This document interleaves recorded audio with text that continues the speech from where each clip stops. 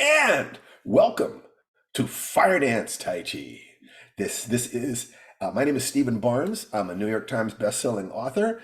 I am a grandmaster in the martial arts, and most importantly, I am a husband and father. And this year will be the 25th anniversary of my marriage to this beautiful, wonderful, brilliant woman who is all over the New York Times book review and just, oh my God. I mean, it's like she is so powerful and so beautiful that it's all like, it's like one of the reasons I try to keep my energy up so I can keep up with her. It's like, and occasionally I was just thinking today, Hey everybody, I was muted. hi there, sweetheart. How are you, darling?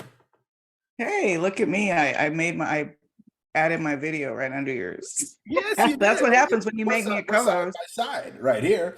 And welcome Yes, I back. was here last week, but I was quiet. I was helping to let people in, but this week is good. I'm back at home, and I was a little down last week, but mostly just grateful that I still have my 88-year-old father. That's really where it all begins, Yeah, and there I was a can. little conflict between us for which I take total responsibility.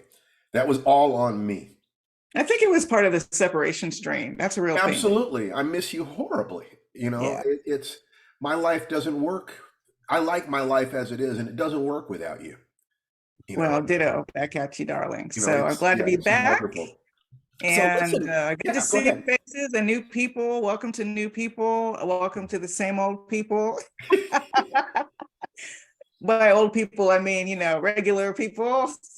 And I will unspotlight both of us and let you go on, hon. I just Great, wanted to say thank hi. you, thank you. And as for that, relationship conflict stuff I was talking about, I had this idea that marriage is sometimes like two mated wolves eating out of the same dish. There's going to be a little snapping and snarling, but a lot of those howls are howls of joy, if you understand what I mean. It's just life. We're just here. We're just raising our family and living our lives and supporting each other. And I absolutely adore her. And one of my commitments is to be the man who is worthy of a woman like this.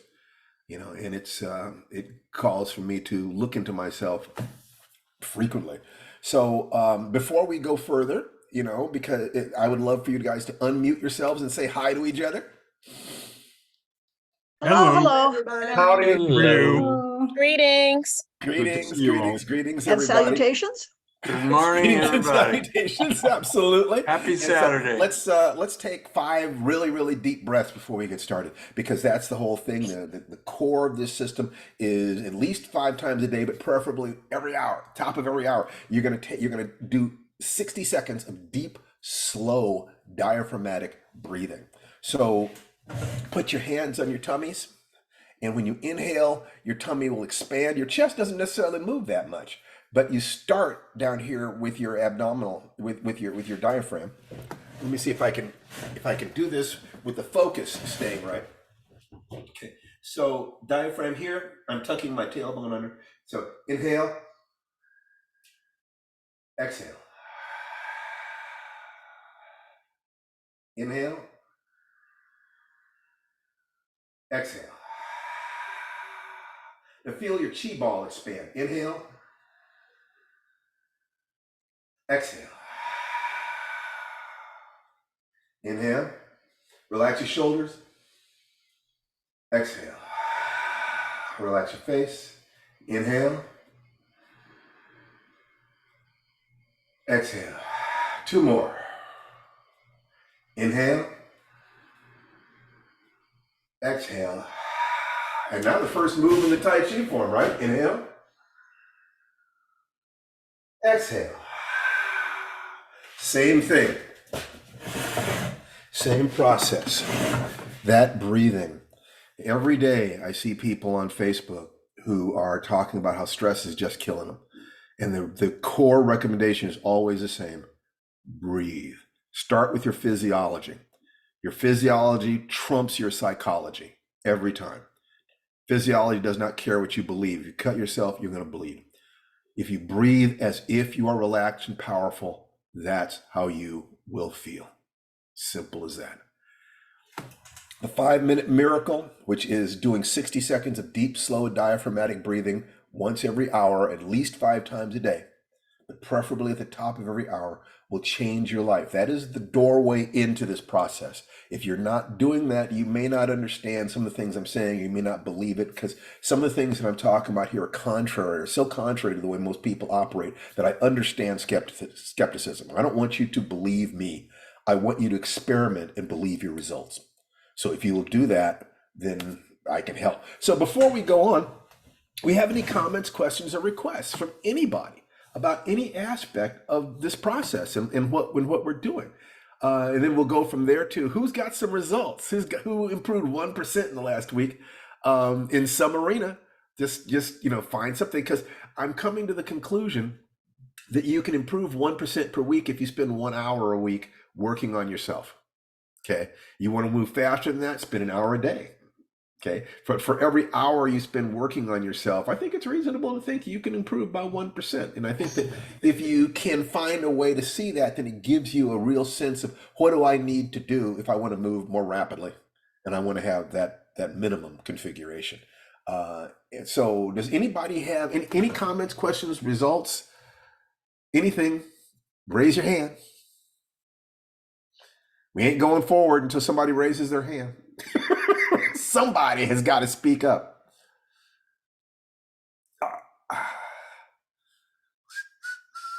That means everybody is just like perfectly happy today. Everything. Oh, wait a minute. I saw a hand. Tom Barkley. Okay, I'm hoping that this mic works the way it's supposed to. Yeah, it sounds fine so far. Okay, good. I'm a great example of how not to do it. I'm having a bad time in a lot of respects right now. And the distraction and the stress tend to make me forget to do. Okay, so you set your alarm. So you know that you're supposed to, or it had been suggested that you set the alarm on your phone. So what happens? How do you stop yourself from doing that? You're running a racket on yourself. If you can figure out how you do it, how you get that result, so there's a part of you that's very clever. And it's very clever, because you've been working at this for a while. It ain't something stupid, because you would have figured it out if it was stupid. Okay. So how are you running a racket on yourself? Tell us how you do it. Putting my attention outside myself. Oh, what kind of things do you shift your attention to? Finding work, tracking money. Mm-hmm. Mm-hmm. And so you tell yourself that finding work, which might take hours or days or weeks, is more important than spending 1 minute breathing, right? And when I think of that, I go back and do a minute of breathing. Right. So I think that for you, your best bet would be to set an hourly alarm. Okay. And that when you set an hourly alarm, you might very well be able to get to that minimum of 5 times a day.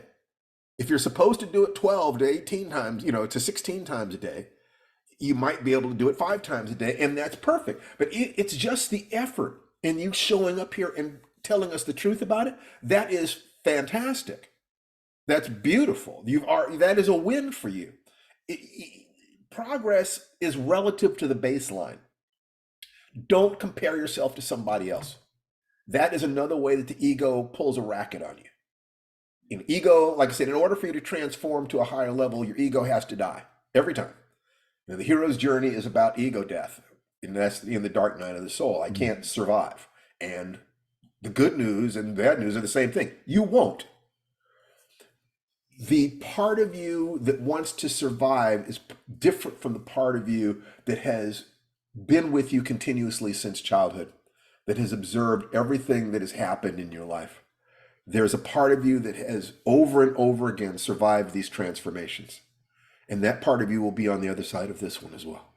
You are not your grief. You're not your pain. You're not your experiences. You're not your emotions. You're not your thoughts.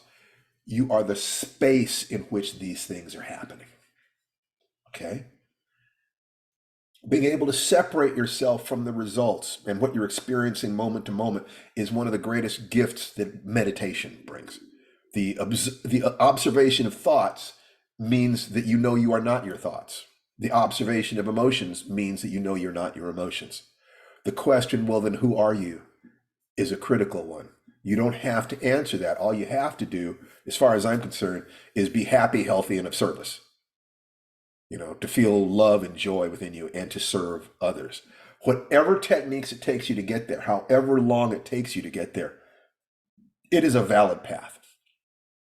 So set your alarm once every hour. As soon as the alarm goes off, reset it, then do your breathing and get on with your day. It is the most efficient. The Pomodoro technique is of spending 25 minutes of focused time followed by a 5-minute break. And you do that all day long.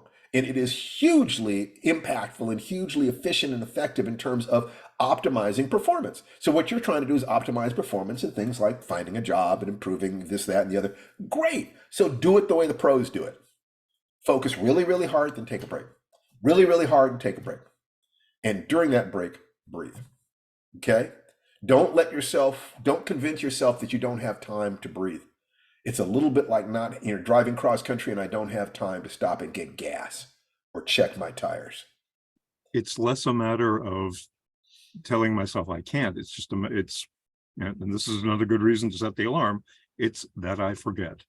It's that I get so focused on the other things. Yeah. That I concentrate there instead of on what really is probably going to do me more good. And then when that comes back to mind, I stop, I breathe, I do. So don't trust memory. Yeah. Don't trust memory. There's a part of you that is fighting that.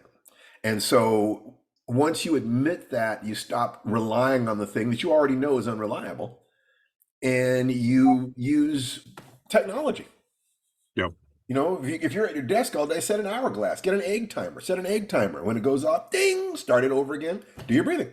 Actually, that is where I'm going when we finish this session. I'm going to Fantastic. a Family Dollar store for a kitchen timer and another fan. Works perfect. Heck, and if you didn't have the money for it, Tom, I'd buy it for you. I really want you to win. You've been working at this for a long time. That thing, you do that, you'll get in the game. You're in the game, you'll be able to turn around and help other people. It's as simple as that. So I want each one of you guys to help at least 5 other people. That's all. There and is encourage them to help 5 other people. Huh?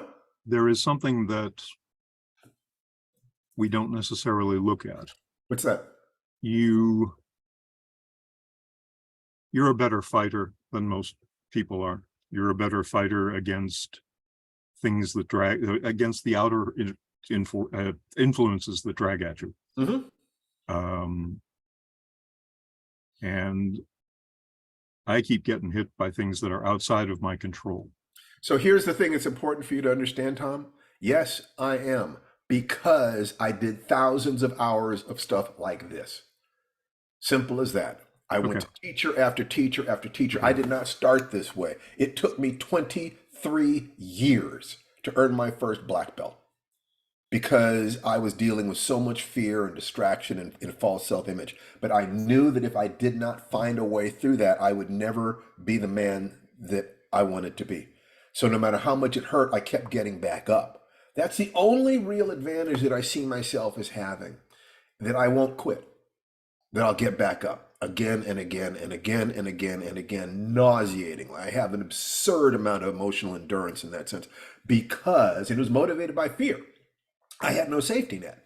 I believed that if I could not succeed, I would die. But I also believed that if I succeeded too much, I would be killed. How in the hell do you negotiate that? That was what I had to solve. So yes, I am a better fighter, but it was not natural. I found the best fighter I could find, and I said, teach me, Sifu. And then I put myself in that cauldron. So all I'm asking you to do is to allow me to fill your cup, and your first step, get that timer. Breathe. Simple as that. You can do this, Tom. I believe it. I don't think there's anybody here who doesn't believe you can do this. Okay? So, if you need to find an accountability partner, go in chat and ask if anybody would like to exchange email addresses with you, and that you remind yourselves every day, and just send an email back and forth every day for the next few weeks. Did you breathe? Simple as that. Get the help that you need. This is how you start. This is how we move forward. Okay? Okay. Okay, Tom. Good to see you. And the microphone sounds great. Anybody else before we go on? Because there are a couple different things that I like to do. I like to introduce new ideas, but I also like to deepen our understanding of old ideas. Okay? So if there aren't any other questions, and Tananarive, you keep track of anybody who's raising their hand. I want to talk about how I improved myself by 1% a day this week. I mean, I'm willing to own that because that's like big ups. Like I got 1% a day. And of course there's some subjectivity involved in this. Of course there is.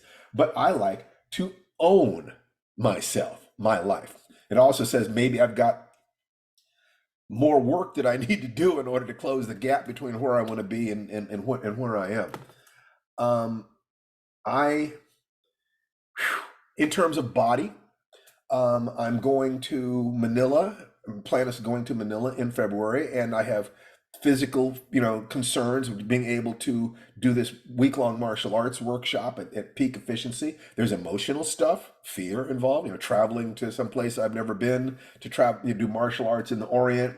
What if they want to kick my butt? I mean, it's like, who do I need to be in order to have a wonderful experience with that? Well, one of the things that I wanted to do was to use a particular exercise implement called the club bell, which creates a tremendous amount of DOMS, delayed onset muscle soreness. So trying to figure out if I can do this, then I'm handling both what's called general physical preparation and specific physical preparation, GPP and SPP. General physical preparation are just overall characteristics like flexibility and strength and in muscular endurance, cardiovascular endurance, stuff like that. Specific physical preparation, that's just general fitness. Specific physical preparation, if you're going to run a marathon, you not only want general physical preparedness to be healthy overall, but you want a lot of specific cardiovascular endurance, for your whole body, so you can process the fatigue toxins and specific balances of strength and flexibility and relaxation in your legs and so forth. So there is the specific physical preparation that comes from running. You have to do the activity to get that physical preparation, or you have to do activities that are very close to it. The club bells cover arcs of movement that are very similar to the arcs of movement used in the Filipino martial arts. So it's loading those arcs in very specific ways, which puts stress on joints and tendons and ligaments and muscles and cardiovascular system and muscular endurance in ways that are close enough that it provides a bridge between GPP and skill. Okay. So, but I did it, last week. And the next morning, I woke up and felt like I had been hit by a truck that then backed up over me a couple of times. It was awful. I was walking like a little old man. My son was scared for me. He'd never seen me like that. I could barely get up the steps. It's like, all you kids, get off my lawn. It's like, oh, I understand. It's like when that hits you, you understand why people move that way as they get older. There is stuff that's happening in their body. It doesn't feel good to stand up straight. It doesn't feel good to stride and swing your arms and legs in a healthy way. So my thought was either I have to give this up or I have to get clever. I have to get really clever here. And here is something that I can give you that is an evolution on the 5-minute miracle. Okay. So what I did was I took a look at the 5 Tibetans. And if you look at the 5 Tibetans, they are 5 simple exercises. You start with doing 3 repetitions of each of them, and you move up to 21 repetitions. And that's you stop there. It's a daily ritual that you do. And I asked myself a question. See, there are some exercises, especially if you're building up endurance, where the duration of the exercise is important. You have to keep doing it and doing it and doing it and doing it. For instance, there's some benefits that only come from doing something for between 12 and 15 minutes, where it forces you to go into second wind, which is called the neuroimmunoendocrine response and is a different subject altogether. But there is a neurological adaptation that happens at certain periods of time. But there are other exercises which are, you're not doing it for fitness as much as you're doing it for skill. And if you do it for skill, your body changes in some interesting ways that overlaps nicely, that produces health that overlaps nicely with fitness. But it's really about the skill. It's with an awful lot of exercise, a lot of strength stuff is not about building larger muscles. It's about recruiting the maximum number of muscle fibers that you already have. And in the process of doing that, your body will also, the sarcoplasmic reticulum, is that correct? it swells. You build up more fluid in the muscles, increasing the cross section, increasing your leverage, making the muscles bigger and stronger. But your mind, in the first 6 weeks when you're doing work in the gym, your strength will often increase rapidly because you are getting better at recruiting muscle fibers. After that, your body starts rebuilding and getting bigger or leaner. So I looked at the 5 Tibetans and I said, 21 repetitions. I wonder if it matters whether I do them all at the same time. I wonder what would happen if I distributed the Tibetans through the day. So I came up with something as a genuine framework. If I'm doing the 5-minute miracle, in general, what I'll say is, 9 o'clock, 12 o'clock, 3 o'clock, 6 o'clock, 9 o'clock. It's a little fluid in there. But I said, what if I do this? When I wake up in the morning, say 9 o'clock, joint mobility. That's just, working through the joints in the body, right? From fingers to toes. 12 o'clock, I do a set of Tibetans, but I only do 7. 3 o'clock, 7 Tibetans. 6 o'clock, 7 Tibetans. 9 o'clock, joint mobility again. Now, the time it takes to do this is less than 15 minutes a day. It's, for the whole thing, it doesn't take very much time. But because of a principle called synaptic facilitation, greasing the groove, if you wanted to learn how to do 20 chin-ups, and you can do 5 chin-ups right now, the best thing you could do is put a chin-up bar on some passageway that you pass multiple times a day, and every time you go past it, you do 3 chin-ups. If you can do 5, only do 3. But you do that multiple times during the day. And what happens is you are teaching your body the technique of a chin-up. So I said to myself, well, if 21 repetitions, I was experimenting with doing all 21 reps of one of the exercises spread out during the day. What if there is a benefit to the cascade of exercises? First it's spinning, then it's leg raising, then it's the back bend, then it's a table maker, and then it's an upward dog, downward dog. What if there's something about that sequence? What if there's something about the sequence? So if there's something about the sequence, to the degree that you are teaching your body movement along is that the longitudinal axis? Then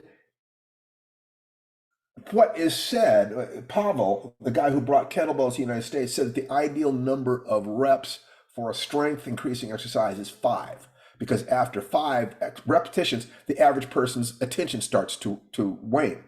On the other hand, it is also true that the human mind can handle 7 plus or minus 2 pieces of information at a given time, which is why you don't try to teach over 9 things to people at a time.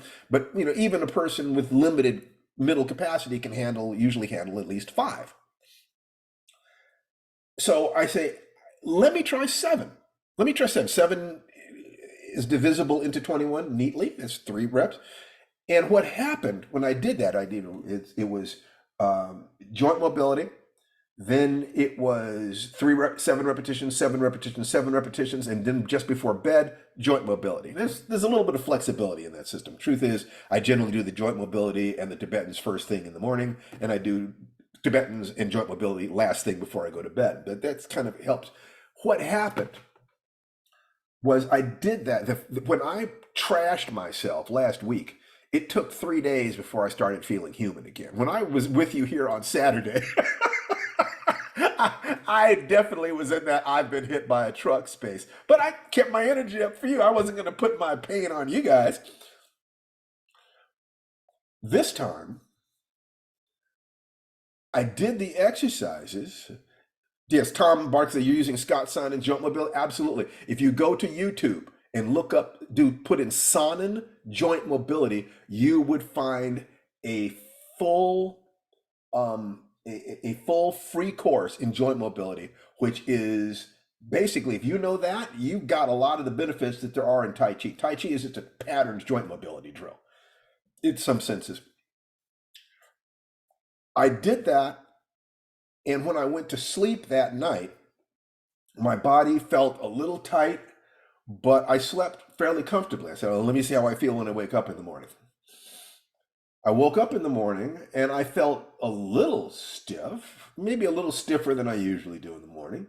And by the time I did my drills, I felt okay. All right. Now I know the delayed onset muscle soreness takes an extra, it takes 2 days before it really hits you hard. Woke up that next morning, this morning actually, and I felt fine. And then I did my Tibetans, and then I did a kettlebell workout with Tananarive. Short, intense, 8 minutes of Tabata. There's an interval, there's a kettlebell DVD called Kettlebell Intervals for Women uh, at a site called tacticalathlete.com that uses the randomizer feature on your DVD player to create a new workout every single time. And it's wonderful stuff. It is a fantastic workout DVD. There are workouts as short as 4 minutes that will kill you if you get the right balance of weight. And then I did Tibetans again after that. So I've done it twice already today. I did for 14 reps. And I feel great. I mean, it feels great. I'm looking at this and I'm saying, wait a minute, because if we are taking this seriously, then we're looking, if you're taking that break, then there's that question, looking at it from the point of view of the Pomodoros, where you're supposed to take a 5-minute break. Okay, so what can you do in 5 minutes? What I just found out is I can do a stupendous amount in 5 minutes. It's like, whoa, anything, I can work on almost anything that doesn't require me to specifically cross the second wind barrier, the neuroimmunoendocrine response thing. That requires 12 to 15 minutes of steady state activity, and that's non-negotiable. There's certain benefits that only come if you do that. But you can work on strength in 5 minutes, strength, flexibility, balance. I could do my whole magic formula in terms of envisioning my goals and role models and so forth and so on. So I'm looking at this. Imagine an X and a Y axis where you're looking to expand one of your 5-minute miracles up to 20 minutes, maybe ultimately an hour, depending on how much time. I give myself 1 minute per day per year of age to take care of my mind and body. So every year I get 1 more minute. So I got plenty of time to do this. I just try to get slyer and smarter about how to do it every year. So if this is true, I want to put this out there so you guys can experiment with it. And before I go on, that gave me, a great feeling of, hey, I'm really making some progress this week. This is great because I can use, if this is right, I can use this to get all the way to Manila and beyond. I've just learned something about my life and my body and the things I can use. So before I go onward, any comments, questions, or requests about anything about body or anything that I just said, or applying the 1%, anything like that. I mean, if what I'm saying to you is perfectly crystal clear and you can apply it, great. I see Kathy, of course. Thank you, Kathy.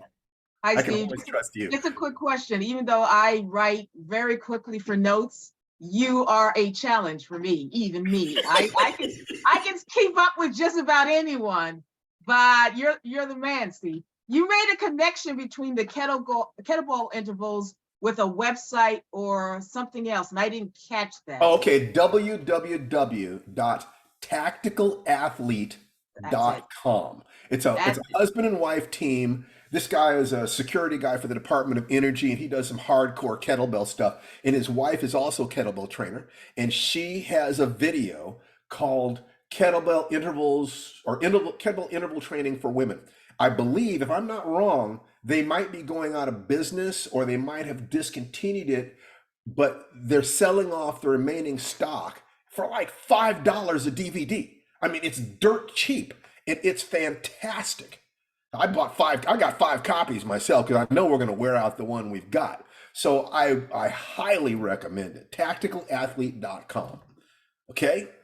Thank you. You bet. And I'm sorry, I'll talk rapidly when I'm in visual mode. I slow down when I'm in kinesthetic mode. And so anybody needs me to slow down, just ask me. I'm sorry, I do that. So any other comments, questions, or requests? Because otherwise I'm going to go to heart and then I'm going to go to head. And just in terms of how I'm using these technologies and these ideas and perspectives and actions, so that my goal is I need to improve 1% a day in order to get where it is that I'm going. But if I improve 1% a week, I'll still get there. It's just a game that I play with myself. I like it. Hi, Shamika. You got a question for me? No, just enjoying the motivation and inspiration and just being a part of the group today. Fantastic. We need you here. Come on back, because this is a community. This doesn't work because Steve Barnes is so terrific.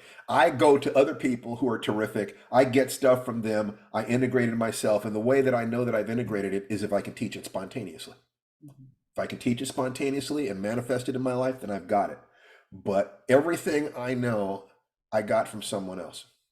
Everything. I make connections within myself by experimenting, but I know some fantastic men and women, and I just adore them. It's like, thank you. And my attitude was, of course, teach me Sifu. That was me. If there aren't any other comments, questions, or requests, let's go on to the heart space. Okay, heart space. My wife and my son, primarily. My darling daughter is down in San Diego. She's living her best life, traveling the world and leaving her puppy with me. She better leave that dog with me. I love that dog. But in terms with Tananarive, I want to move our relationship to a next level. This woman is amazing. She is amazing. I love her with all my heart. I knew when I met her that I had to be the best version of myself or I would not be worthy of her. As simple as that. And I have been able to identify some things that I can heal within myself that will make me a better man and a better husband. I have talked to her about these things, and I'm not going to put those things on the table. There's some stuff that's private. But this is my stuff. This is my stuff. My wounds that relate to my childhood, that relate to foolish habits that I developed in terms of finances long ago. I thought that I was smart enough that my finances would always grow from year to year. And it was true until I hit a disaster, at which point things did not work out the way I thought. And that created some, it's like trying to build a Lego structure with the Legos balancing bad on each other. As long as you can keep spinning the plate, and I'm mixing metaphors here, I'm sorry. As long as you can keep spinning the plate, all is well. But when it comes to actually taking life stress, because real life stress happens, that disaster, that thing you don't want to happen, it's on the way. And you need to be ready for it. If my commitment is to be a warrior for my family, and that is exactly what my commitment is, then I have to be ready for anything, and I have to take responsibility for everything. My actions and my emotions are my responsibility. The results are my responsibility. I have to simultaneously hold that there's a limit to how much we can do and how much we can control. But look, is there any way that my behaviors could have made this situation better? If there are, then why did I not behave in that way? The answer is usually lack of strategy or lack of emotion. Something went wrong in my emotions. I was being controlled by fear instead of love. I was letting my little boy run the game rather than being an adult. I will take responsibility for my end of it. Because if I don't, there's nobody else. I mean, I literally in my journal, one of the journal's questions is, why should I do this? And usually the answer is because there's no one else, or because this is my commitment, or because I said this is the kind of man I am to my wife when I asked her to marry me, and I will not break that promise this side of the grave if I possibly can. This is who I am. This is my life. So there is that. I asked her forgiveness, I asked her understanding, and we're good on that, I hope. Are we good, T? Okay. We are indeed good, sir. We are extremely good. Yay! Okay, and then with my son, he's testing for his learner's permit, and he had some issues with it, and I have been so proud of him because he dealt with the emotions beautifully. No, he did not explode. He did not shut down. He dealt with it like a young man. And I just said to him, I am so proud of you that if I could have arranged for you to fail so that you'd have this experience, I would have. You know, and it's like, how can I show you how proud I am? I owe you something. So I let him think all day about what did I owe him to show him that. And he finally he wanted me to order some cookies for him. Okay, fine. Small price. I love that boy so much. I have a hard. That was a good one, honey. I'm a little mad I didn't think of that one first. Yeah. I'll order you cookies. Yeah, I'll order you all the cookies you want, sweetheart. So on an emotional level, I'm taking responsibility, which allows the little boy inside me to feel safe. If he feels safe, then the career challenges that are about to happen are safe too, because my writing comes from the little boy inside me. I have to find a way to engage that child self. My adult self has to look at the patterns and the finances and the contracts, but it's the little boy who plays. My adult self in that way, its job is to sweep the broken glass out of the playground and shoo the mountain lions away and stand at the gate with a sword saying, "You shall not pass," to anyone who would hurt my kid. But then once that's all done, my kid's job is to play. And Tananarive has a little girl that's just as alive as my little boy. So they play together. And when we can find other people who like to play and handle their adult stuff, we can welcome that into their circle. So in terms of transactional analysis, you have a child self and a parent self and an adult self. And ideally, you have all three of those aspects of yourself interacting. So there are times when it's just Tananarive and I, our children are playing. And that could be an awful lot of fun. There are times when she needs parenting. She needs me to nurture her and to hold her while she cries. There are times when I need her to hold me while I'm crying. Then there's our adult selves. That's we're doing business together. We're looking at the finances.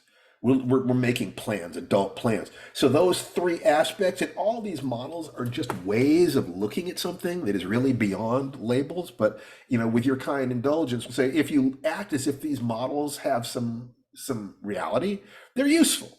They're useful lies. In the sense of it being, is it true? Is it kind? Is it useful? You can't cut open a human body and find a chakra in there.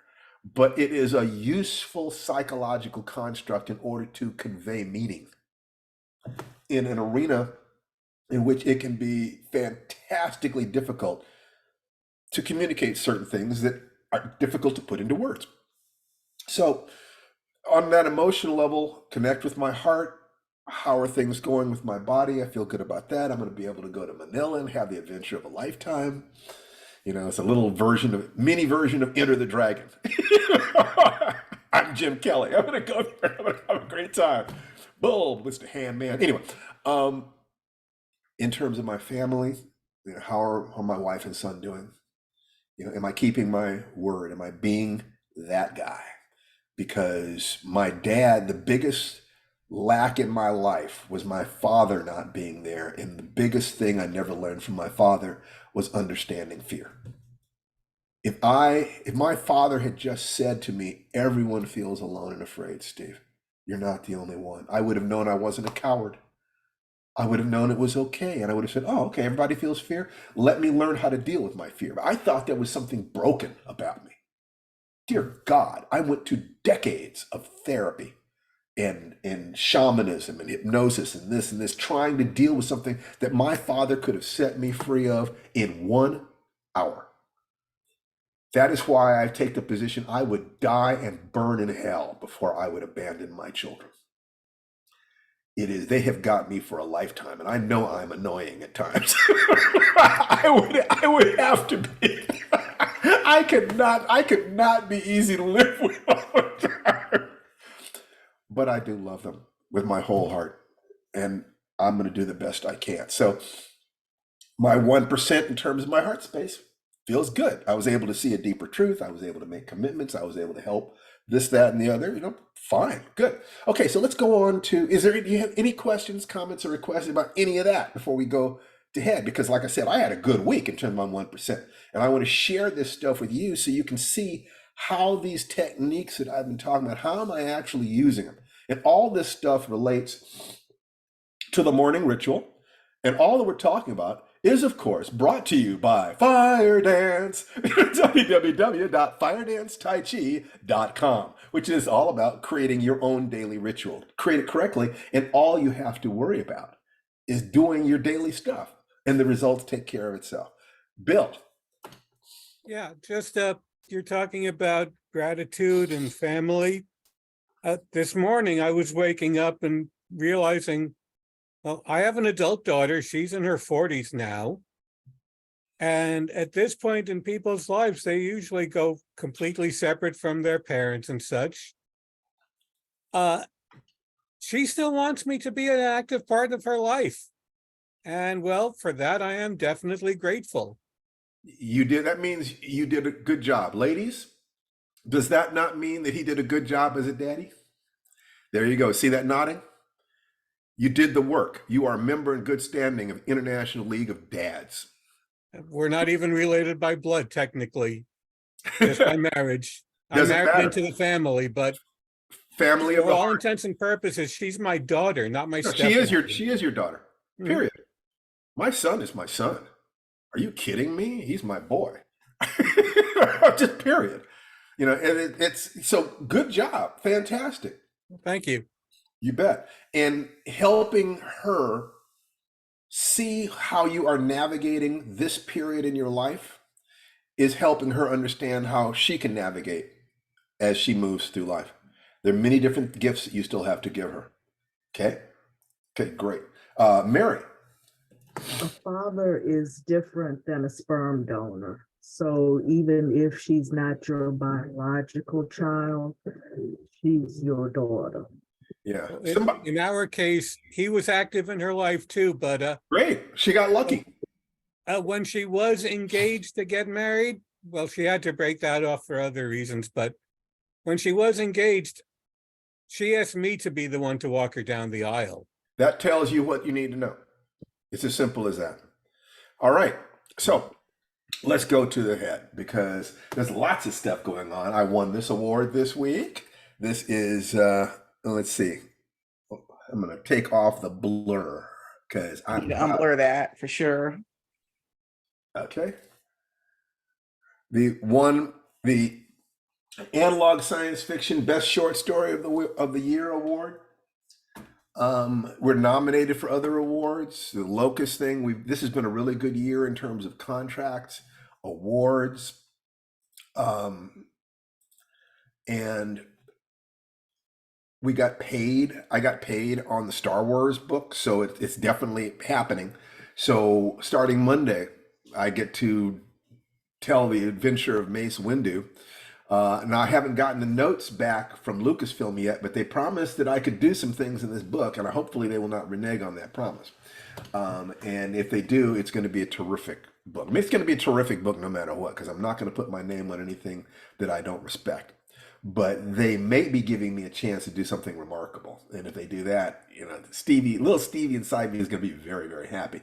So understanding how to organize my time and energy so that I can do all this at the same time that there are other things happening too, other projects that are coming. And if the Writers Guild strike ends, then a bunch of stuff could get dumped on us at one time, and we'll have to do that. So I have to ask myself, how can I handle all this work with efficiency and effectiveness?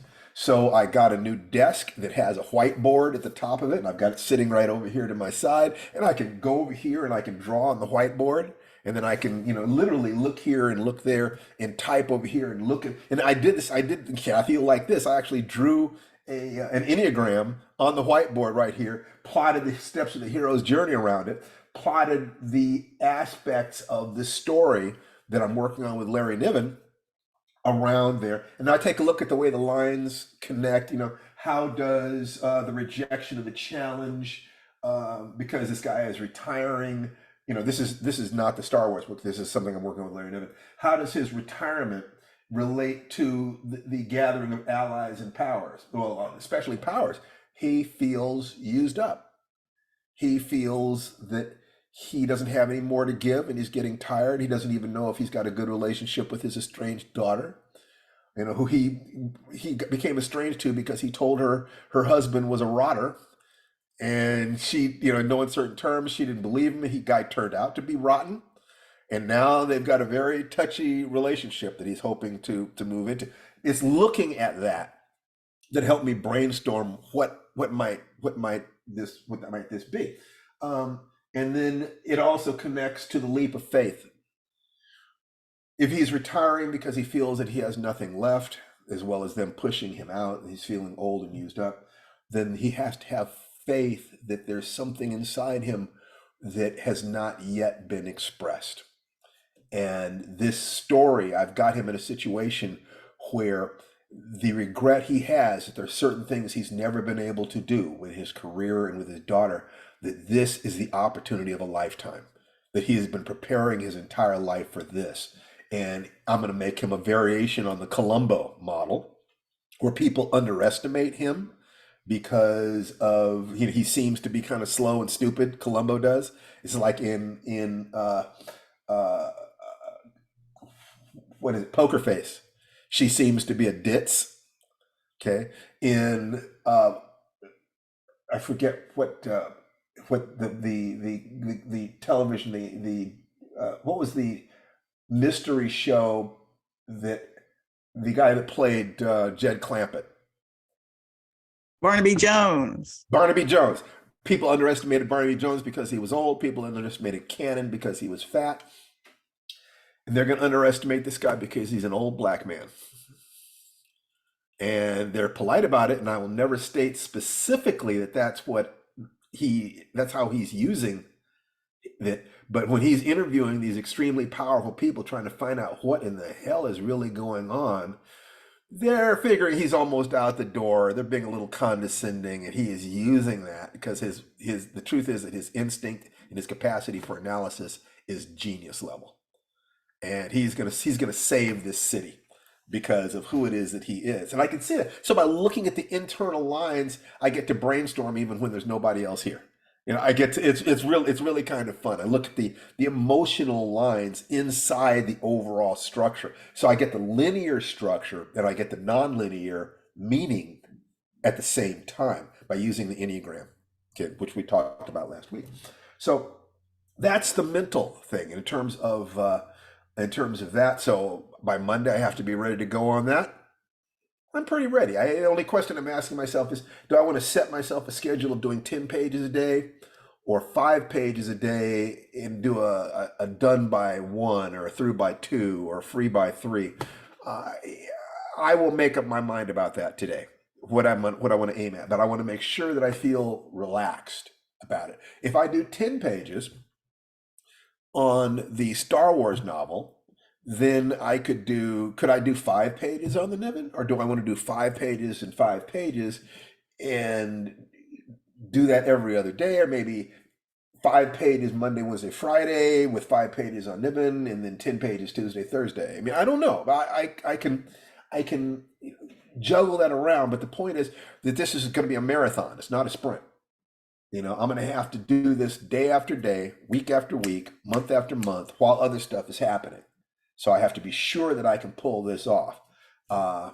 And so all of that is connected. So before we go on, any comments, questions, or requests about anything that we've covered so far today, or anything that I've offered you over the last weeks? Seriously, because if not, then I will move on to what I promised you, which is a discussion of the most precious thing that I own, which is also worthless. Looks clear. As Vin Diesel said in Pitch Black, looks clear. Yeah. All right. So let me show you something. And I got this at the side of my desk.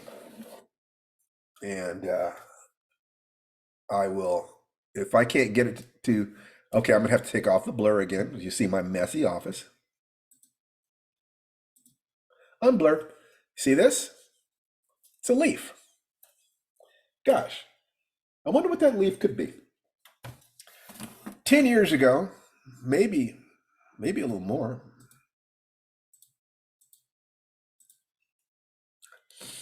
I was at a science fiction convention, and a gentleman of East Asian extraction from India came up to me, and he said, from your writings and your teachings, I get the feeling that you're a Buddhist.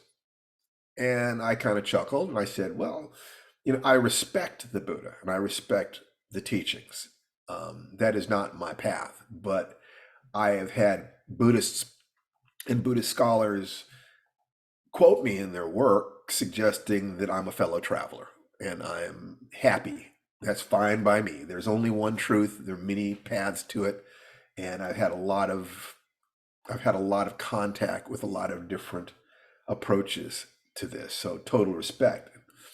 So he said, well, I was in India last year or earlier this year, and I visited the village where the Buddha sat under the Bodhi tree and received his enlightenment. And every year, when leaves fall off the tree, they allow travelers to gather up leaves. And I was allowed to take several of them. And what I've been doing is looking for people who I thought would value them. And I said I would be honored. And I took the leaf and I had it pressed between the leaves of a book. And I put it into this frame. And what is true? I don't know if this story is true. Even if it's true, I don't know if they were right. And even if they're right, what does it mean? And I talked to a friend of mine, Dr. Charles Johnson, who is a noted Buddhist scholar. He's very, very serious in his training. And I said, what would you do with this? What do you think about this? And he said something really interesting to me. He said, I would either burn it or keep it and let it remind me every time I look at it to wake up. I've decided to do that. It doesn't matter whether or not it's really that tree and whether or not the legend in that village is correct or whether or not the guy who gave it to me was telling the truth. It doesn't matter at all. And even if all of that is true, the leaf has no significance other than the significance that I give it. If I choose to represent this as a great gift from a kind man that fell from the same tree under which the Buddha received his enlightenment, it is simultaneously worthless, means nothing at all, and is as precious as the stars. And if every time I look at it, I remind myself to wake up, Steve, that I create the value, and it becomes the most precious thing I have because it reminds me to be awake. If I do that, I win no matter what. I don't need to ask myself any questions at all. I choose to give it significance, just as I choose my wife to be the center of my universe. Twin stars that revolve around each other. I choose my son. I choose my daughter. On no objective level are they more important than a grain of sand on the beach, but they're my grains of sand. They're my grains of sand. I choose to love.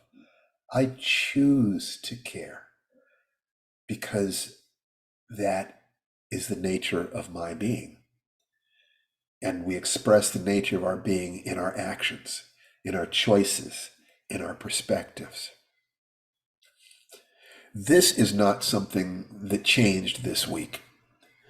But it is simply by reminding myself to awaken, I improve myself. The moment I do that,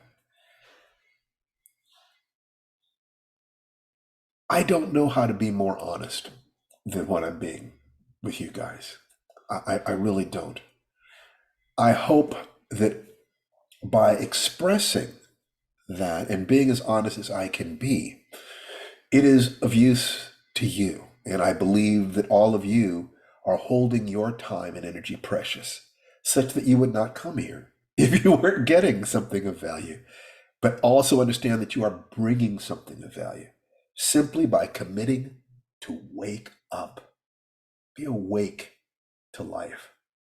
Be awake to the power of the three gates. Before I go with what might be my biggest win for the week, any comments, questions, or requests from any of you about anything? This is your time. I'm here to give to you. I'm here to share with you. What can I do for you? Anybody? Because if not, I will go on. As you probably noticed by now, I could keep talking. On any subject that I care about at any length at all. I wish I had you guys for a weekend and we could do Tai Chi and yoga and move and meditate and chant and work out on our journals and just. But instead you're squeezing the weekend into this one session. That's right. That's exactly what I'm doing, because none of us know how much life we have left. None of us know whether or not we'll ever be together again. So I give you everything I've got, every time, no withholds. And while I would love for you to go over there and sign up for Firedance, I make my money writing. The money that I make off of the courses that I sell, that's sushi money to me. It's fun. But sushi is expensive, so. But sushi is expensive, that's right. So any comments, questions, or requests? Because if not, I'll tell you about the biggest win I had this week. Firedance, that's right. I think it looks clear. All right, looks clear. I think I want to watch Pitch Black again today. All right, this is a tough one. It relates to an old school friend of mine who has become a hardcore right-wing MAGA supporter. Military, retired now, has some health challenges, I think, but just is, every time he sends me these text messages, it is just so filled with hate and vituperation. Just, California is a hellscape and the liberals are demonic and on and on and on. And I argued with him about some things for a while, but then I found out that he was not being honest. That he said at one point, he was telling that all of the bad groups are leftists. I said, wait a minute. No, there are right-wing terror organizations. He said, no, they're not. They're not. I said, the FBI thinks there are. No, it doesn't. No, it doesn't. I pointed out to him on their website where they said that Nazis were right-wing terror organizations. He would not admit that it sat there right in black and white. For over 2 years, he would not admit it until finally he talked to an ex-FBI agent who said the FBI has been infiltrated by leftists, so the FBI, but that's arguably the why. The what is that the FBI thinks that Nazis are right-wing terror organizations. He can have all the answers he wants for why they say that, including corruption and everything else, but he denied that they said it, which means that none of the following logical chain can be trusted, because he won't admit something that is true even if it's in black and white, which means I also cannot trust him with any of his subjective judgments. Now, I've had wonderful friends who are Republicans and conservatives. My mentors were conservative Republicans, but they could discuss these things honestly. They could discuss differences, and there were some real differences. But as far as I'm concerned, the American eagle needs both wings. I have no problem. So I feel that right now, the right aspect of that is dealing with a lot of fear that is connected with future shock. The world is changing so rapidly that they can't keep up emotionally, and it triggers fear. But I also realized that he's feeling a tremendous amount of venom and was trying to dump that venom into my life. Not going to do that. I got family. I got miles to go before I sleep. I'm not going to do that. Now, Koichi Tohei in his book, Ki, Aikido and Ki, or something like that. The title of it is Ki, Ki. He talks about the fact that when your Ki, your spirit, your energy is flowing outwards, it's like a stream running into a cesspool. The cesspool is filthy, but it will not back up into the stream as long as the energy of the stream is projecting. So it's another reason for your energy to expand constantly, because there's negativity in the world. So I decided that, first of all, my energy was going to expand. And secondly, I tried introducing the 3 gates to him. And, is it true? Is it kind? Is it useful? And his attitude was that you suspend all of that in war, and he obviously believes that we're in a culture war. So I realized, I cannot trust him to be honest, because in his opinion, honesty is a casualty of war, as is kindness, and that makes it unuseful to have a conversation with him. But I also saw something else. He's desperate. The amount of anger he was projecting suggested a massive amount of fear. Massive fear. And I said to myself, what is it that makes people fearful? It's almost always related to one of 3 things: personal survival, literal death and health; genetic survival, their children, their family; and social survival, their tribe. And I thought to myself, I think that my friend, who we'll just call Soldier, is dealing with a serious health challenge that he has not said anything to me about. He is dealing with mortality. He is afraid that he's at the end of his road as a soldier. And he went into being a soldier because he had a bad relationship with his mom and an absent father. And he chose Republicans over Democrats because he grew up in the South before Johnson's civil rights legislation, when it was the Democrats that were calling him the N-word, and it was Republicans who were nice to his family. And he made his choice then and did not make an adjustment when things flipped. It's not that that model is correct, but I could see that. I could say, oh my God, I can see how a delicate human soul gets frozen in a political position, is filled with so much fear that he wants to go to war so he has a chance to express violence towards other human beings, and that the process of doing that wounded him in spirit and in body. And now what he wants desperately is to make a connection with an old friend what he's asking is, can I still see his humanity? Can I still love him? Can I still cherish him? And let me tell you, people, if I cannot extend myself to an old friend, no matter how much trouble he's in, how can I claim to love strangers? How can I give my love to people I've never met and never held and never laughed with in person if I would turn my back on someone I've known most of my life who might really need me? So I decided that I'm not going to let go. I decided that I'm going to see if I can help him. And I'm not going to try to change his political orientation. I have never tried to change someone's political orientation. What I try to do is to help people heal and feel healthy and loving, because a healthy, loving person is not of any trouble to other people, regardless of their political orientation. I don't care. So what I did was I said to him in no uncertain terms that your constant criticism, your constant insult, I said, are you 12? Why are you still playing this schoolyard stuff with me? Why is the only thing you can talk about anger and pain and fear? Is there nothing else in your life? I love you, but I will not put up with your bullshit.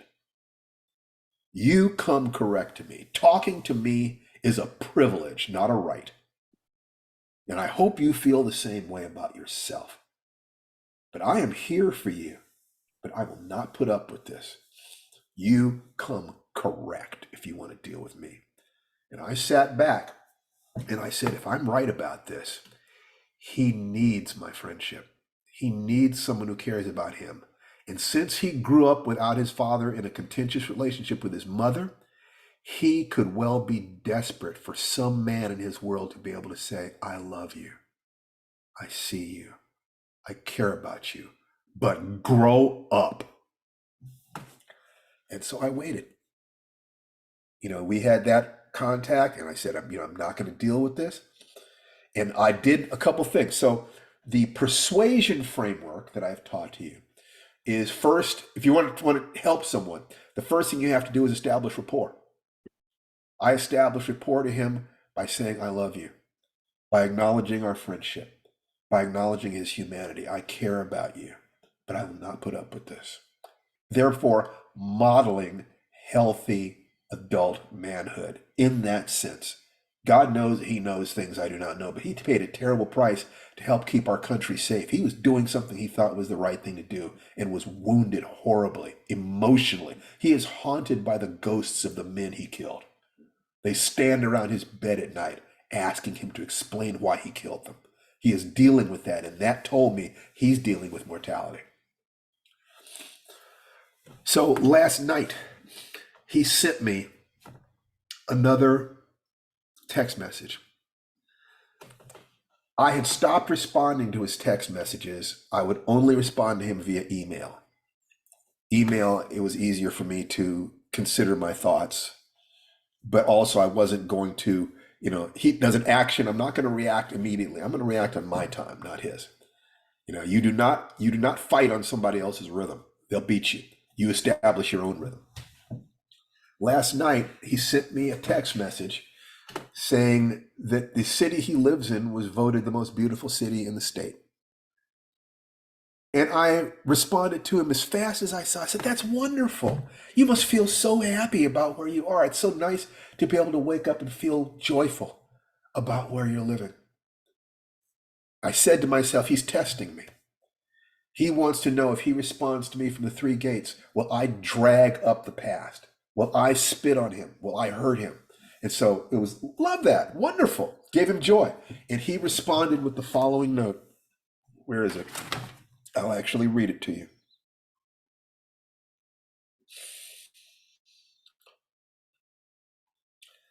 He said, I said, if you are living in the most beautiful spot in your state, good on you. Okay. He responded, thank you. I always thought so. And then he responded, on the 19th of this month, I have my first spinal surgery in my neck. There is a 2 to 3 month recovery time. Other than that, we're doing great and still living the dream. Spinal surgery is no joke. That's mortality. So I said yes. He wanted to know, is there anybody in the world who sees him, who remembers him? He feels like a twisted, broken, corrupted thing because of what he did for our country, because of what he experienced in racism in the South, because of having that contentious relationship with his mother and an absent father. I see him, and all I'm going to give him is love. And I responded to his text message because I'm training him. If you respond to me with love and honesty, I will respond to you in the channel that you like, which is text messages. Otherwise, it's going to be email, and I'm going to rub your nose in it. I don't know what will happen next week, how he'll respond next, but we have established a pattern. If he can respond to me with what is really happening in his life, I will respond exactly as he wants. I will give him love. I will give him advice. I would do anything for him. He's my friend. He's my buddy. We grew up together as children. All any of us want is to be loving and happy and healthy and feel like we've made a contribution to the world. That's all any of us want, to age with dignity and die at peace. And I will help my friends die at peace. If that's what I can give him, then I am being true to my path. And that is a victory because I was able to be both strong and gentle to someone who needed it. Those are my wins for the week. The persuasion framework is you establish rapport.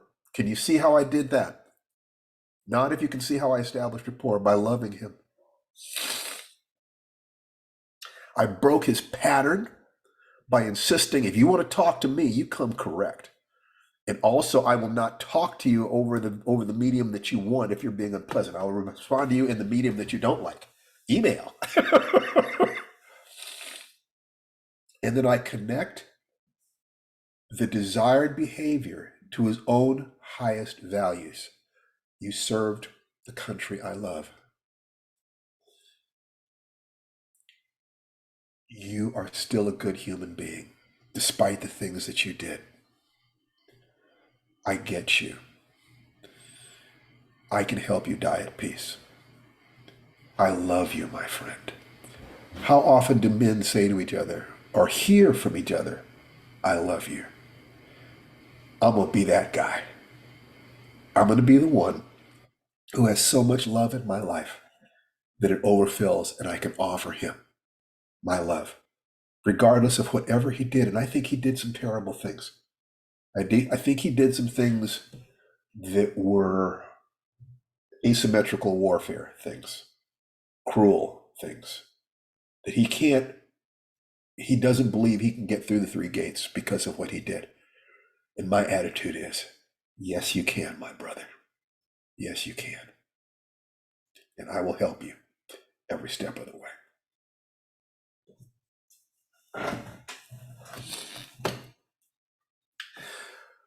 Whew.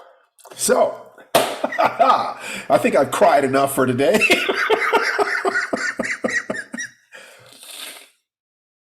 Oh, man. This is great. This is great. Yeah, you realize how, I basically just walked through every one of my chakras, every one of my major centers, from survival to sexuality and passion to physical to my heart space to communication to intellect and strategy and tactics and learning to my spirit. The spiritual self is what is the disposition of our bodies and our egos after dissolution, after death? What does it mean in the larger context? I believe that the intersection of race and gender is the knot that we need to untie to heal our country. It's one of the reasons I'm so happy to see a blend of black and white, male and female here. We are the world here together. And if we can love each other and care for each other and see each other, can we not heal this country? And after a very specific ugliness has completed itself, which I think we are in the process of getting through into the last third of a very specific ugly phase, will we not need to forgive each other and ourselves and move forward? Is the path to that not being able to forgive and love the people right around us? And is the path for that not our ability to forgive ourselves for not being perfect? There are no perfect people here, unless it's perfect, unless it's not an adjective, but a verb. I believe I am a verb.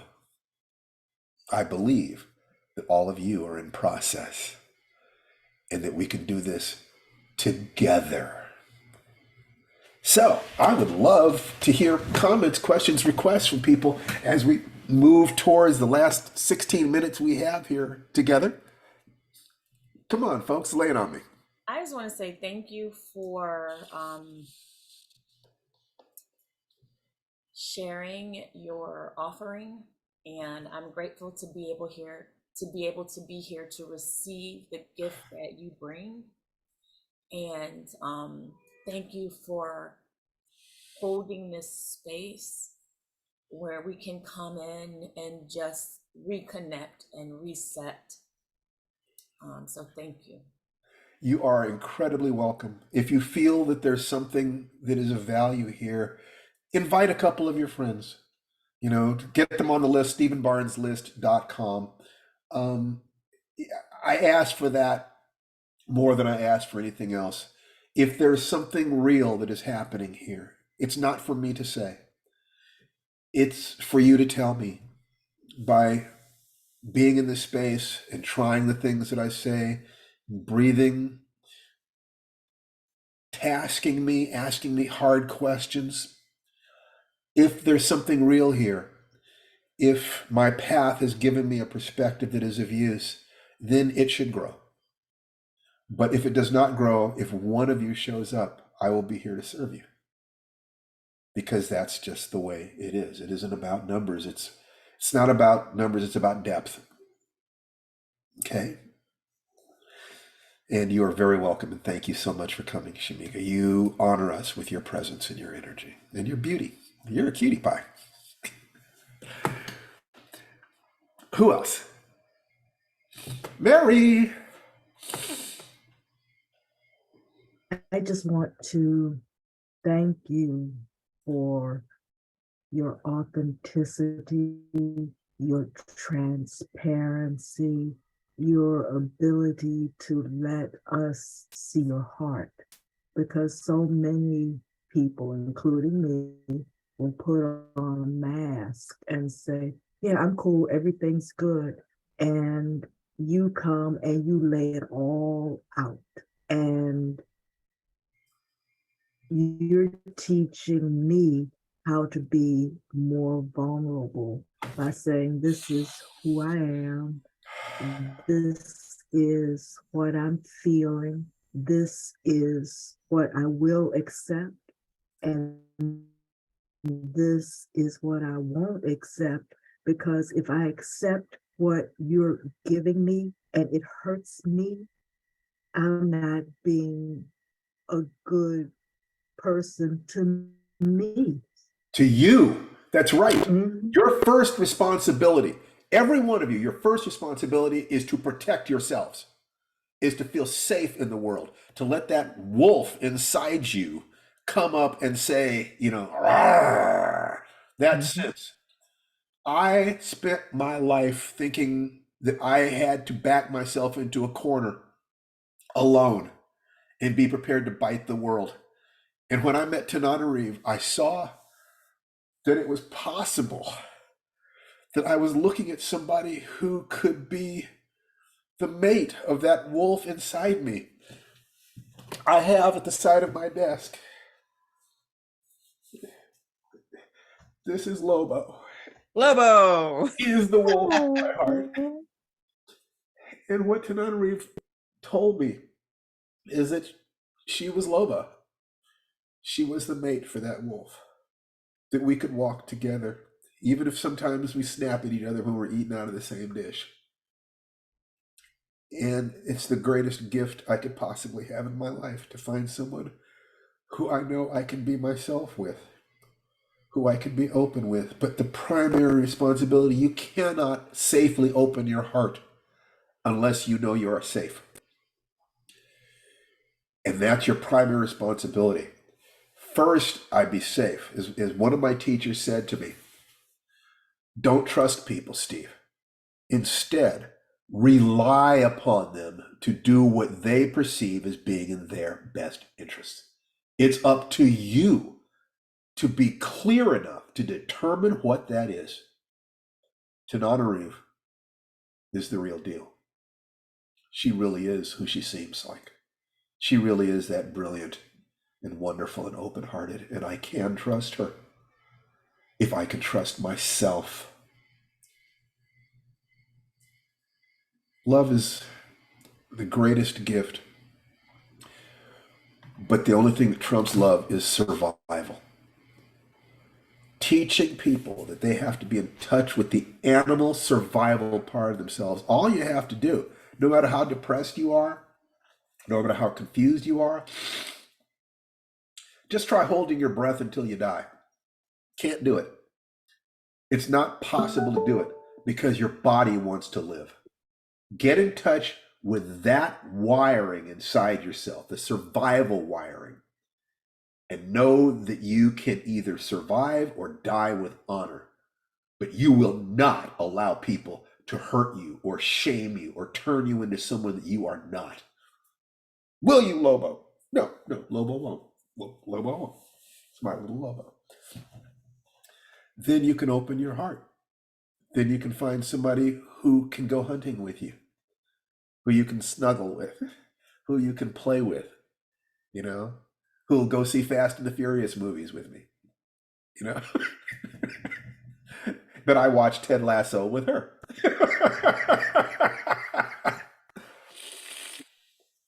You give the gift. Strength gives you the gift of gentleness. When you are at peace with your fear, it's not that the fear evaporates, it's that you're not afraid of your fear. I am not afraid of my fear. That's the only difference. It's just part of what my wiring is to help me stay alive. But who I really want to be most of the time is this guy. This is who I want to be. But remember, he has teeth and claws. I have spent over 50 years in my life learning how to kill people. Make no mistake about that. But what was that all about? Being able to be this guy with all my heart at any moment with anyone. You have to be free to be who you are because it's all you've got. The mask isn't you and will crack under pressure. Find the people who will love you for who you are, and you do that first by loving yourself for who you are. Forgiving yourself for not being perfect. None of us are. None of us are. We're all doing the best we can with the resources we have. I'm offering you resources that other men and women gave me, that's all. And I was willing to empty my cup and take it. And take it. And it was not easy. This work is not easy, but it is joyful and it is genuine. It's real. Thank you, Mary. Anybody else? We got like 7 more minutes. What can I to Dennis from Dennis Dickens? Dennis, you want to speak up? Got to see Jim Wright at the MizCon the other day. And yeah, he complimented you on several things, including being one of the deadliest people he knew. Of course, he was carrying around his 30 some odd pound camera at the time. Well, let's put it this way. I've reached the point in my life where I don't play games anymore at all, period. I'm going to be a loving, understanding, flexible human being, doing everything I possibly can to help you and be kind to you, but make no mistake. Make no mistake about who I am under it, that every animal on this planet has the right to survive and has a way of either concealing itself, running, or fighting. Human beings are the greatest predators on the planet. That's why the rest of the planet is in trouble if we don't wake up to how dangerous we are. That means that each and every one of you is a deadly killer. But we're all being pleasant to each other. We're being nice to each other. We're playing, men and women play games with each other of you pretend to be weaker than you really are. I'll pretend to be stronger than I really am. And together we play this game. It's fun to play that polarity. I'm sure that gay people play versions of that, or maybe it's equal, even, Steven. I don't, everybody's going to find their own way to find that aliveness that they're looking for. But strength to protect yourself, or the knowledge that no matter what you do, you're still going to die. So it's important to live your life on your terms, honorably. So that the little kid inside you, you are walking a path between the child that you were and the old person you're going to be on your deathbed. Beyond all fear, you can't intimidate that person. They're going to die in 10 breaths anyway. What are you going to do? The conversation between the child you were and the old person you're going to be has all the wisdom you need to navigate all the territory of your life. Create symbols of them in your meditation and just let them talk. And you learn everything you need to learn to do your life. Just stay out of it. Get the adult part of you, all the ego, just stay out of it and listen to the old person and the young person talk. I promise your only job is to find a way to navigate the path they lay out for you. You are just walking between birth and death, with the greatest level of integrity you can, living a life of joy and service. That's it. It's pretty simple, really. Kathy, my sweetie, how you doing, sis? Steve, I'm working on it is how I'm doing, Steve. Just two Excellent. things. One, sometimes when you reach out to us and say, hey, how can I help? Can somebody share something? Do you have something to say? And you get silence. It's because we get so much out of this. And we are just waiting for you to talk. We've got our pens at the ready. We've got our pads. It's not because we don't want to say something to you, Steve. We I understand. are happy to be here. And I want to say that I really appreciate you reaching out on Facebook and Life Writing and all of that and handing us a lead and telling us that we look like your tribe and please come to a space that you were going to open for us. We appreciate it. Thank you. You got that right. You are my tribe. You understand that? When I talk about that existential loneliness, that clarity that I'm going to die, this is why love is so important to me. It's why Tananarive is so important to me, why my children are so important to me, why finding a tribe of people I can empty myself out to. I'm trying the best I can to empty everything I have used to be frank, I think I'm one of the most successful human beings who's ever walked the planet by my standards, and I would like everybody else to feel that way about themselves. The particular formula of I wanted this much health and aliveness, and this much love, and this much career success, I got it all. Literally all of it. So the best thing I can do now is to help others, because otherwise I am betraying the trust of the men and women and my mother, for God's sake, who started me on this path. I will not betray that trust. It's all I've got. It's all I've got. I'm so grateful that people find it to be useful. I mean, I think I'm a pretty interesting guy. But I think the same. You are very interesting, darling. Very, very interesting. Even for me, and we've been married for almost 25 years. You're never boring. Well, neither are you, sweetheart. She just Great. this big article in the New York Times or New York Review of Books, whatever it is. You know that you understand being married. I have a lot of ego in my writing, and being married to Tananarive Due is a sobering and sometimes ego deflating experience. Honey, in fairness, it's Library Journal. We're not quite up to the New York Times yet with this new one. It's okay. She keeps me on my toes. You know, this is the Mutual Admiration Society is so much fun. It's so much fun. I hope everybody has the opportunity to feel that level of love for themselves and their families and their communities, their tribe. I have several different tribes that I love. There's tribes of writers and science fiction people. There's Black folks. There's people interested in self-improvement. There's the martial arts community. And where those things overlap, oh my God. You know, it's like, yeah, it's a beautiful world out there. And I want each and every one of you to have a chance to experience that every day of your lives. So let's see. Extremely interesting. You did not make an understatement. No, I am proud of the results. I am grateful for the results that I've gotten in life. And because I constantly give thanks to the men and women who went before me, I am honoring them by acknowledging. In other words, like my karate instructor promoted me to a grandmaster within his art form, 10th degree black belt. And my ego looks at that, and I don't feel that I'm that guy. Sometimes I move like I'm that guy, but I don't feel that I'm that guy. But I don't have any right to tell him he's wrong, any more than I would have the right to promote myself to black belt. At some point, you trust your mentors. And what he is saying to me is not that I'm the baddest guy in his school, because I am not. The fighters in my school, at one time, 7 out of 10 of the top 10 competitors in the California, Nevada, Arizona, tri-state area were all this one guy's students. This was a badass school. This was serious school. And I think he is saying that the officers within the military can't necessarily beat the enlisted men, but they represent the values of the commander in chief.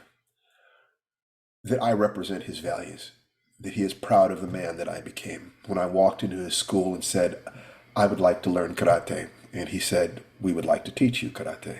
And I said, I don't know how to fight. And this was, I'd already taken second place in the National Korean Karate Championships. And in comparison to this school, I knew nothing. I said, I don't know how to fight. And he looked at me and he said, that's all right. We do. And he gave unto me the knowledge of how to be a warrior in the world. And a warrior is someone whose word is good, who stands for their community, who raises their own children, who knows what they would die for, and therefore knows what they will live for. And that is available to all of us. And that is one deadly human being. And that's a human being who can play with his fluffy animals. Thank you so much for being here today. I hope you have a wonderful week. I love all of you. You know, if you're not signed up for Firedance and you would like to, and the finances are getting in your way, send a note to me. We can make adjustments. But go to firedancetaichi.com. And aside from that, just 1%. Every hour you spend with me will get you with each other. It's not about me. It's about the community we create. Will get you 1% improvement in your life. That's my story. I'm sticking to it. This is Steve Barnes. Thanking you for being here. Unmute yourselves. Say goodbye. Bye, everybody. Okay. See you all next week. Bye, you guys. Bye, everyone. y'all. Bye. Wonderful week. Love you, Steve. Love you. Love too, you. Steve. Love you. I love each and every one of you. I really, really, honestly do. Bye-bye. Feel it. Bye-bye. And Lobo loves you. Say bye, Lobo. I must say,